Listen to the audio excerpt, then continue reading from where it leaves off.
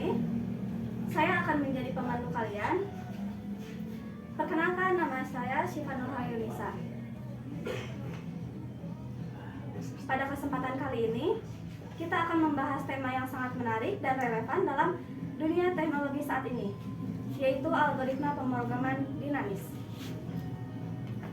Bagi kalian yang tertarik untuk mendalami pemrograman dan pengembangan perangkat lunak, tema ini pasti akan memberikan banyak wawasan baru. Untuk itu, kita sudah hadirkan narasumber spesial kita yang ahli dalam bidang ini. Sebelum kita mulai, izinkan saya memperkenalkan narasumber kita, yaitu Ristanto.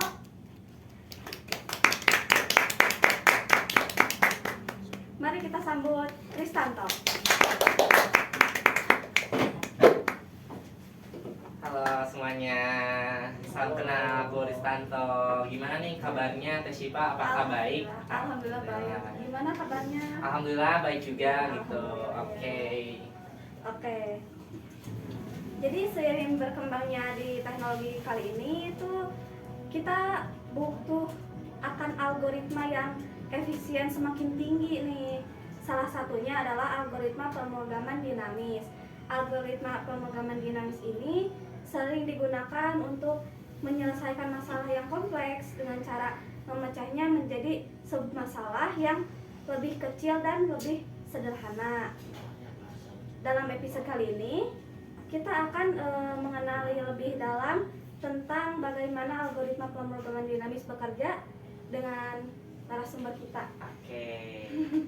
Nah, bagaimana nih bagaimana algoritma ini begitu penting di dunia pemrograman dan teknologi? Oke. Mungkin terima kasih sebelumnya kepada Teh Syifa Nurhayunisa atas kesempatannya kali ini di podcast di balik algoritma. Mungkin sebelum kita melangkah lebih jauh tentang apa itu algoritma pemrograman dinamis, mungkin secara umumnya algoritma pemrograman dinamis ini adalah metode untuk menyelesaikan masalah yang memiliki struktur tersebut. Nah, mungkin tapi ada beberapa sub masalah di dalam pemrograman algoritma dinamis ini untuk menyelesaikan misalkan alih-alih dalam masalah yang berulang-ulang kali. Nah, untuk penyimpanan dalam tabel untuk digunakan kembali ya tentunya sama saja dengan penyimpanan yang meningkatkan efisiensi. Jadi seperti itu Kak. Mungkin contoh penerapannya tuh ada beberapa contoh mungkin dari saya pribadi gitu. Ada ditemukannya dalam berbagai bidang, misalkan seperti dalam aplikasi perencanaan, terus ada juga dalam misalkan pengotak-atik perencanaan keuangan, misalkan adanya administrasi perencanaan. Jadi ini tuh pemrograman dinamis itu sama dengan matematika. Jadi cukup sepusing gitu yang dibayangkan. Oke. Mungkin selain itu juga optimasi route perjalanan seperti misalkan Google Maps ataupun misalkan adanya kita pembelian GoFood. Jadi kita adanya estimasi sampainya jam berapa gitu. Misalkan perjalanan tuh rutenya yang lebih baik gitu. Jadi mencari jalan yang lebih singkat. Iya. Oke, Syifa, kan sekarang teknologi ini semakin canggih ya. Mungkin dari beberapa tadi seperti rute, terus seperti kalkulator matematika juga. Nah, di sini juga ada populer algoritma pemrograman dinamis itu untuk masalah yang banyak digunakan dalam berbagai aplikasi dunia nyata. Misalkan jenis algoritma pemrograman dinamis ini yang umum dikenali ada dua. Yang pertama top down dan yang kedua bottom up. Nah, di sini juga pada metode tersebut ada beberapa contohnya. Misalkan di top down kita menggunakan reduksi dan menyimpan hasil submasalah yang sudah dihitung. Sedangkan yang tadi yang di bottom up yaitu menyelesaikan masalah dari submasalah terkecil hingga mencapai solusi akhir. Jadi intinya ada permasalahan yang dari awal sampai akhir gitu. Iya. Wah, menarik sekali ya. Sekarang mari kita lebih spesifik. Bisa tolong dijelaskan salah satu contoh studi kasus nyata itu tentang penggunaan algoritma pemrograman dinamis yang relevan dalam pengembangan aplikasi atau pemecahan masalah kompleks. Oke, baik. Tentu ada salah satunya ya dalam studi kasus yang sering ditemui dalam kehidupan sehari-hari ataupun di dunia nyata. Misalkan dalam penerapan algoritma pemrograman dinamis ini dalam pengembangan aplikasi pemrograman jadwal atau penjadwalan seperti penjadwalan kuliah ataupun misalkan seperti penjadwalan tiket, kinerja yang kita miliki. Misalkan kita dalam sebuah perkantoran ini misalkan mempunyai perjadwalan. Nah, jadwal masuk kita ke bagian Senin, Rabu, misalkan Jumat. Nah, itu tuh sudah kita dibagi-bagi. Jadi mungkin misalkan dalam pengelolaan proyek juga bisa, dimana kita harus menentukan urutan tugas. Nah, kan kita sebagai mahasiswa informatika juga ya. Jadi mungkin kita tuh udah membagi-baginya jadwal. Misalkan Senin pelajaran ini dan Selasanya pelajaran ini juga seperti itu. Nah, dengan menggunakan algoritma pemrograman dinamis, kita bisa merencanakan masalah alokasi sumber daya secara optimal. Nah, mungkin intinya tuh ada masalah kita harus terjang secara optimal tersebut. Nah, mungkin sehingga dalam aplikasi seperti perencanaan produksi, pengelolaan inventaris, dan bahkan di bidang logistik. Mungkin itu seperti itu Teh Sipa. Wah, itu sangat-sangat relevan Iya, bagi betul. banyak aplikasi di dunia nyata ya. Iya. Tapi tentu saja ada tantangan dalam penerapan algoritma pemrograman dinamis ini, bukan? Iya, betul. Bisa diceritakan tantangan apa saja yang sering dihadapi dan bagaimana solusinya?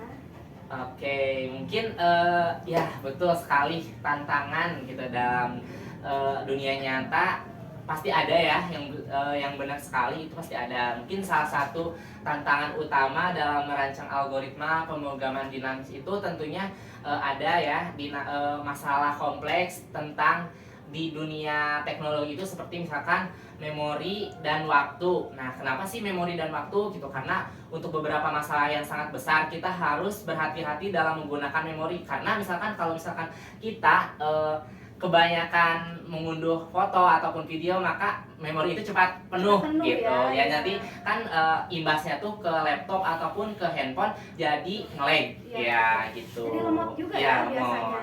Nah, selain itu juga mungkin ada penggunaan karena tabel yang digunakan untuk menyimpan dan menggunakan terkait teknik space of vision gitu. Jadi intinya yang mengurangi penggunaan memori atau dengan pemanfaatannya. Jadi kita sebagai mahasiswa atau khususnya di informatika ya harus cerdik-cerdik atau misalkan baik-baik untuk menggunakan memori tersebut gitu.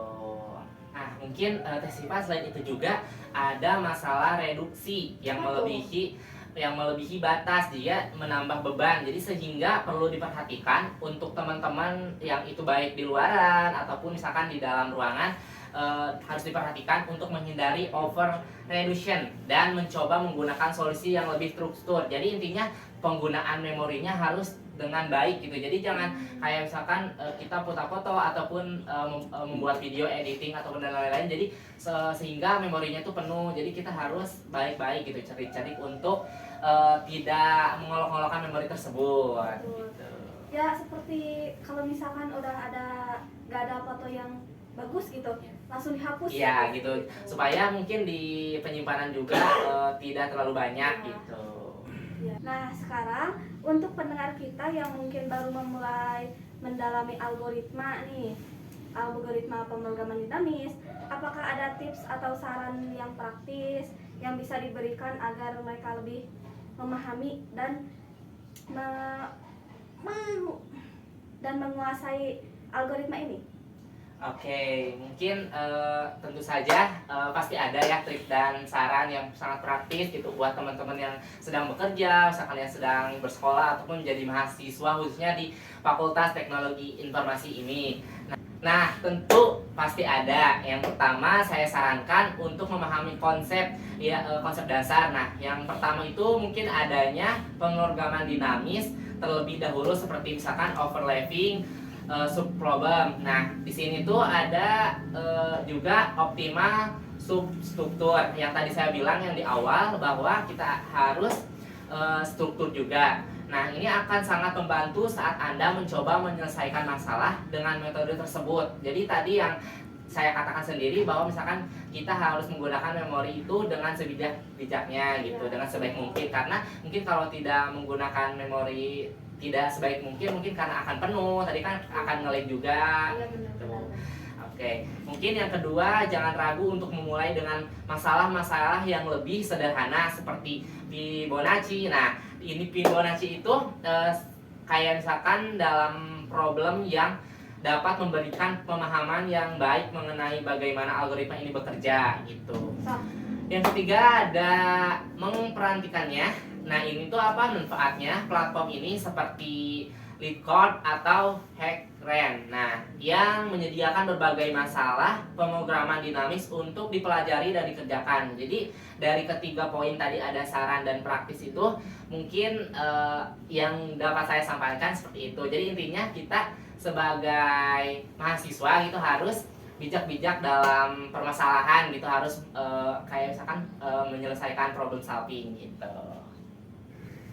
Oke, terima kasih. Sungguh sangat bermanfaat sekali ya. Atau untuk merangkum, kita telah membahas tentang apa itu algoritma pemrograman dinamis, penerapannya dalam dunia nyata bagaimana, serta tantangan yang sering dihadapi dalam implementasikannya. Ya, sangat berguna bagi pengembang dan pelajar yang ingin memperdalam pemahaman mereka dalam algoritma ini begitu. Oke, sekarang ke sesi tanya jawab nih. Boleh kan? Oke, boleh. Ya. Wah, ada yang nanya nih atau Oke, boleh. pertanyaan ke-1. Ya, Ini oke. 3 pertanyaan ya. Oke. Ya. Mengapa algoritma pemrograman dinamis sering lebih efisien dibandingkan pendekatan rekursif biasa, dan apa dampak terhadap kompleksitas ruang dan waktu? Oke, mungkin pertanyaannya cukup agak susah ya, tapi mudah-mudahan saya bisa menjawabnya dengan sepemahaman saya ya mungkin. Jadi pemrograman dinamis ini lebih efisien ya, mungkin karena efisiennya yang kita bisa hindari dalam konteks tersebut. Nah, dalam perhitungan ulang submasalah yang sama, misalkan yang sering terjadi pada pendekatan reduksif yang tadi Siva sebutkan, dalam penyimpanan hasil submasalah dan serta tabel, atau misalkan dalam tabel di aplikasi Excel seperti itu. Nah, selain itu juga algoritma hanya mengerjakan setiap submasalah sekali gitu. Mungkin dampak masalah dalam pemrograman dinamis ini ada dampaknya. Nah, ini kompleksitas waktu. Nah, mungkin di dalam kompleksitas waktu itu ada seperti kurangnya karena seperti submasalah dihitung hanya sekali. Sebagian contoh untuk masalah LCS dengan panjang string M dan N, misalkan seperti itu. Dan kompleks waktu adalah O garis miring M per N, seperti itu Siva. Sangat menarik sekali ya, ini Ya. pakai rumus-rumus. Ya. Nah, selain itu kompleksitas ruang. Nah, bergantung pada metode yang digunakan. Misalkan sepertinya adanya top down, bottom up, seperti yang tadi pas awal saya pribadi sebutkan gitu. Oke, Siva, tadi kan saya sudah memberitahu tentang top down dan bottom up. Nah, apa sih itu top down? Misalkan memerlukannya ruang tambahan untuk tabel memori gitu. Jadi tadi kan udah saya bilang juga yang awal-awal, jadi kita harus memperhemat memori gitu agar tidak nge-lag ataupun misalkan tidak terpenuh gitu. Nah, sedangkan bottom up memerlukan ruang untuk tabel DP misalkan, tetapi dapat dioptimalkan menjadi O yang tadi yang min, M, dan N misalkan seperti itu jika hanya baris sebelumnya yang digunakan. Jadi seperti itu. Oh, seperti itu. Semoga jawabannya bisa bermanfaat buat teman-teman yang sedang menonton. Terima kasih untuk teman-teman yang sudah memberikan pertanyaan yang barusan ya. Sangat penjelasannya sangat bermanfaat. Oke. Dan ada pertanyaan yang kedua. Oke, boleh. Apa ciri-ciri masalah yang dapat diselesaikan dengan algoritma pemrograman dinamis ini? Oke, baik. Mungkin terima kasih ya atas yang bertanya gitu, atas pertanyaannya luar biasa sekali. Saya pribadi mengapresiasi atas pertanyaannya. Mungkin ada beberapa masalah yang kita dapat selesaikan. Dalam pemrograman dinamis memiliki 2 ciri utama. Yang pertama itu ada overlapping itu tuh submasalah yang muncul berulang-ulang kali sehingga penyelesaian masalah tersebut bisa teratasi. Nah, oke, yang kedua itu ada optimal substruktur. Nah, di sini solusi optimasi atau kan dari masalah tersebut dapat dibangun dan solusi optimal submasalahnya. Jadi kita tahu inti permasalahannya. Nah, mungkin contoh masalah seperti Fibonacci yang tadi saya di materi jelaskan bahwa memiliki kedua sifat ini. Nah, sering cocok diselesaikan dengan pemrograman dinamis. Jadi misalkan dalam suatu masalah ini kita menggunakan Fibonacci untuk menyelesaikan masalah pemrograman dinamis seperti itu. Oke. Wah, terima kasih ya atas jawabannya, Ya. sangat gampang dimengerti ya. Nah, ada pertanyaan lagi nih, satu lagi. Oke. Apa langkah-langkah umum untuk menyelesaikan masalah menggunakan pemrograman dinamis? Oke, mungkin kita kan tahu ya tentang pemrograman dinamis itu seperti apa, mungkin langkah-langkahnya. Nah, mungkin langkah-langkah utama dalam menyelesaikan masalah dalam pemrograman dinamis ini memiliki beberapa permasalahan dan langkah-langkah. Yang pertama yaitu identifikasi sifat masalahnya, yang pastikan masalahnya memiliki sifat overlapping yang tadi saya pribadi sebutkan di awal. Nah, yang kedua itu definisikan submasalahnya. Mungkin seperti kayak definisikan masalahnya itu seperti apa gitu. Nah, pastikan masalah tersebut tuh bagaimana masalahnya dapat dipecah menjadi submasalah terkecil. Jadi yang tadinya gede masalahnya bisa berubah jadi kecil gitu. Ya terus rumusan relasi masalahnya. Nah, di sini buat hubungan antara solusi dan submasalah dengan solusi masalah utama. Yang tadinya masalah utama tuh yang barusan saya jelaskan tadinya gede jadi rinci gitu.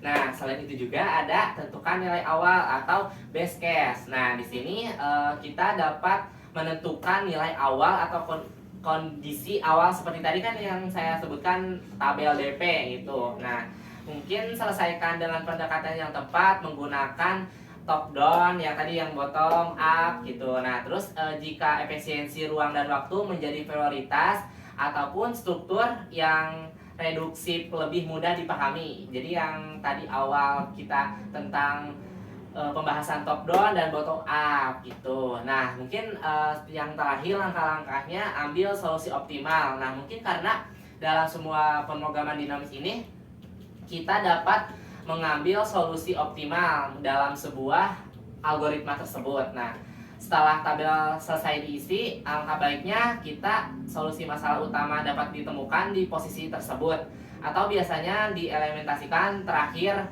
di tabel. Jadi sehingga masalah tersebut bisa kita selesaikan. Nah, seperti itu ya. Ya. Semoga kalian dengan pertanyaan-pertanyaan itu lebih paham gitu. Oke. Oke, terima kasih Ato ya, terima sudah kasih mau juga datang Mbak sini. Setia. Sudah mau menjawab pertanyaan-pertanyaan juga Oke. nih. Sudah mau menjelaskan apa itu algoritma pemrograman dinamis gitu. Ini ilmunya sangat-sangat Alhamdulillah. Mungkin bagus ya. buat teman-teman juga terima kasih gitu. Semoga ilmunya bertambah gitu. Kita saling belajar, saling sharing-sharing aja mungkin gitu. Terima Iya. Oke, untuk kalian juga para penonton, terima kasih banyak sudah mengikuti kami dari episode 1 sampai sekarang. Gitu. Saya tutup. Assalamualaikum warahmatullahi wabarakatuh.